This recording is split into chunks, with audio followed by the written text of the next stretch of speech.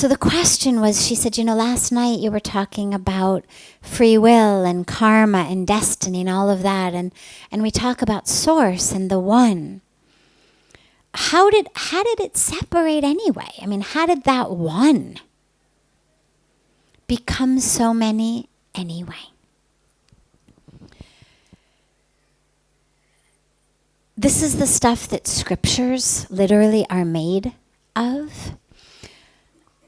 But for me, what's really important about being in here personally in satsang is I don't want to share just, well, I read this, because you can all go out and read. I want to share that which, for me, I've actually experienced, or that has touched me. And on that level, because I've asked the question a lot, I've heard the question asked a lot, and really on that level, the clearest answer that has touched me, that feels right inside, as funny as it sounds, is just because. But just because here. So there's two schools, or many schools, but for the purpose of our 3-minute answer, we're going to call them 2 schools of spiritual thought. Advaita, which is non-dual. It's there is nothing but God. All of this is an illusion. Everything is an illusion except God.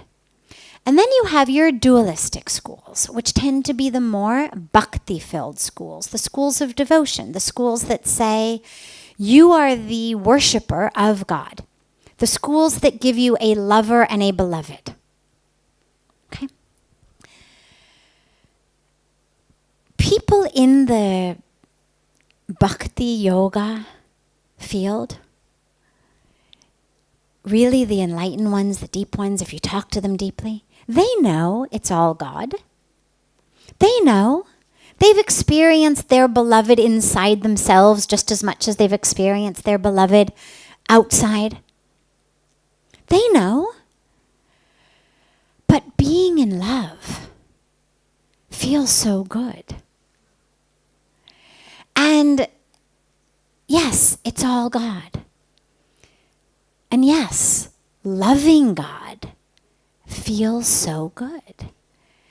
And it's very hard to live constantly in the place of awareness of it's all God. This is Maya. This is, the samsara, whatever words we use, whether we speak about it as the illusion or we speak about it as this material world, it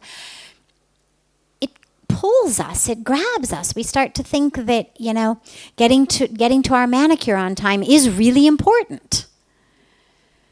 That, what brand of cereal we buy is really important. We get caught up in things.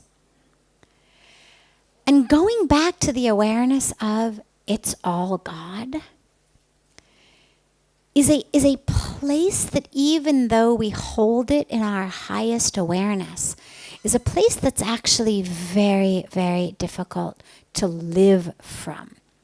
Not just intellectually, you can chant it all you want, but really to live from it, like, my house burned down, okay, it's all God. My family died, okay, it's all God. That's a hard place to live from.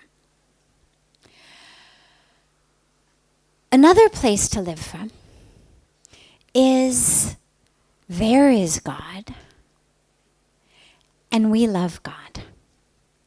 And that God lives in all of us, that God has created all of us, not just out of clay that's separate from him or her or it, but out of the divine. We've been created out of the divine, not just by the divine. And so who we are is divine, yes. And yes, there is a body. And the brain is part of the body.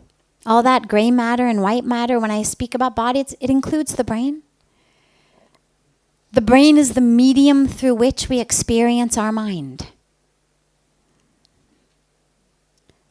I know that's complex and we don't have time to go into too much of it there, but just we've spoken about it a lot before. The brain is the medium through which we experience the mind, through which we experience our consciousness. It's not the mind, it's not consciousness. It's a physical network, but it's the medium through which we experience it. And to be aware that that's also true. Because if I'm aware that that's also true, then I'm able to be a much more active participant in my life. If it's all God, then why bother? I mean, really. Hunger, poverty, despair, suffering, why bother? It's all God. And yes, at the highest, deepest level we know, get back far enough from this picture, you're going to see it's all God. And here we are, having a human experience. And isn't it beautiful? And we cry, and we love, and we care, and we connect, and we watch sunsets, and we put our hands in the dirt. And it's beautiful. And from that perspective, the why did God separate was to experience the re-coming back together, to experience that love.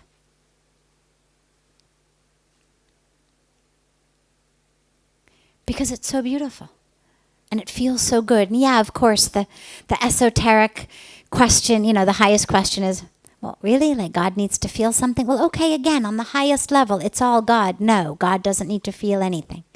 And, yeah, the coming together is so beautiful. The love is so beautiful that even God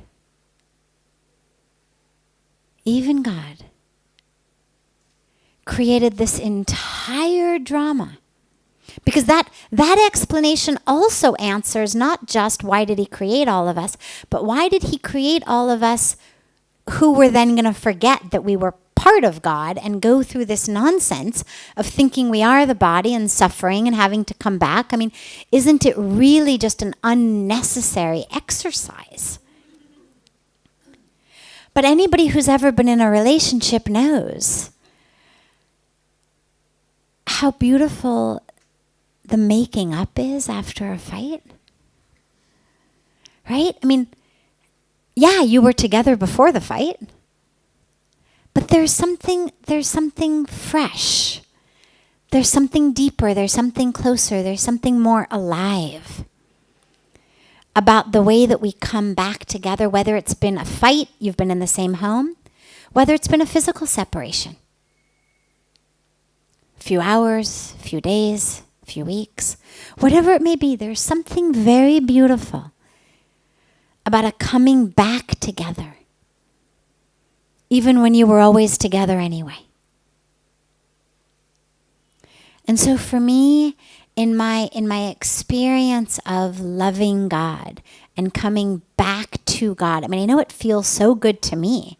And I love the idea that it feels so good to God also. So for me, that's the reason that works best.